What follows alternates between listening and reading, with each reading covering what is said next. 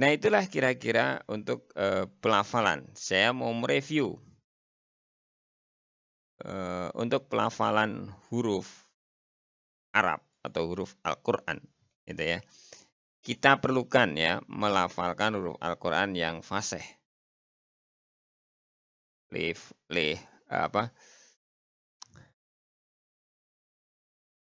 Liyalfidu bi afsahil lughati, untuk melafalkan liyalfidu liyalfidu bi afsahil lughati, melafalkan dengan cara paling fasih.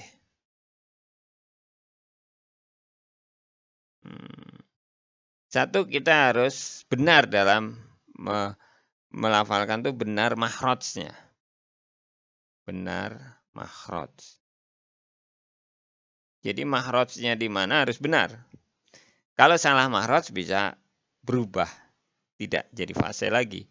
Kedua, benar sifatnya. Sifatnya semuanya dipenuhi, ya harus dipenuhi. Ketiga, ya bisa melafalkan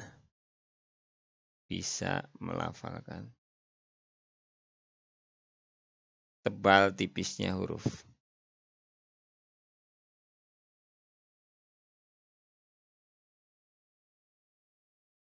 Kita benar sifat ya, tapi kita nggak tahu tebal tipisnya. Bisa jadi ketebalannya berkurang. Pasti deh kalau kita mengikuti makhraj sifat, itu yang tebal akan kerasa tebal, yang tipis akan kerasa tipis, tapi kita harus yakinkan ini benar-benar tebal atau hanya sedikit di atas tipis. Ini benar-benar tipis atau hanya sedikit di bawah tebal.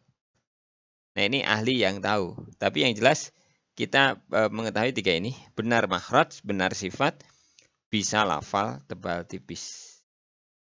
Atau 3B. 3B ya. Ada yang bilang masih teti, makhraj, sifat, tebal tipis. Kalau saya 3B. 3B, benar makhraj, benar lafal, benar makhraj, benar sifat, bisa lafal tebal tipis. Nah, maka baru itu disebut fasih. Fasih. Ya, paling fasih bahkan. Mungkin kita mengulangnya begini. Bagaimana melafalkan makhraj dengan cara yang paling fasih atau melafalkan makhraj yang paling fasih? Satu, benar makhrajnya, benar sifatnya, bisa melafalkan tebal tipisnya. Bisa melafalkan tebal tipisnya. Kira-kira begitu. Kita berlatih tadi untuk tebal tipis. Untuk makhraj sudah kita hafalkan dengan lagu. Untuk sifat kita hafalkan dengan lagu. Untuk tebal tipis lagunya sudah jadi tapi masih belum enak. Jadi baru yang tipis saja dan pengecualian yang bisa tebal. Tipis dan tebal. Nah, untuk yang tebal belum dibuat lagunya, tapi nanti insya Allah bisa disajikan. Dan mungkin Anda bisa berkontribusi untuk memperbaiki lagu tersebut. Nah, selebihnya kita akan latihan, tapi ini hanya mereview dulu dan nanti kita latihan benar-benar per huruf. Nanti setiap huruf akan ditanyakan makhraj, dalil makhraj, sifat, dalil sifat biasanya, kemudian tebal tipis. Gitu. Jadi kita nanti setelah ini akan latihan per huruf. Bisa diikuti. Nanti kalau udah per huruf benar semua, bagus lah ya, disebut konsisten mungkin belum, nanti baru kita masuk ke dalam kata atau kalimat. Kita latihan.